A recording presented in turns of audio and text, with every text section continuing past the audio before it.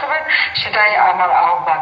এবং এই VAT tax দিয়েছে, এর মধ্যে যে যেখানে যেভাবে বাংলাদেশের প্রত্যন্ত অঞ্চলে যারা আছে তাদেরকে আমি বলবো যে আমাদের ব্যবসায়ী, ইন্টারনেট ব্যবহারকারী, মোবাইল ফোন ব্যবহারকারী, দোকানদার, রেস্টুরেন্টের মালিক যারাই আছে, আজকে সকলের উপর ভ্যাট ট্যাক্স বসিয়েছে। কাজে প্রত্যেকেই আন্দোলন করতে হবে। সেখানে কেউ হরতাল, কেউ মিছিল, মিটিং, মানববন্ধন, এমনকি প্রয়োজনে হরতাল ডেকে হলেও এই আন্দোলন গড়ে তুলে এই ভ্যাট ট্যাক্স বন্ধ করতে হবে। এবং সেই সাথে সাথে ইউনূসের পদত্যাগ যাতে করে তার বাধ্য করতে হবে, একে ক্ষমতা থেকে হটাতে হবে।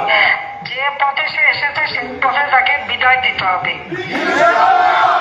বিচার হবে বাংলাদেশে ইনশাল্লাহ, বিচারও ইনশাল্লাহ হবে, কারণ এত অন্যায়, এত পাপ আল্লাহ সহ্য করবে না। কাজে আপনারা সবাই ভালো থাকেন, সুস্থ থাকেন, সে কামনা করি এবং দোয়া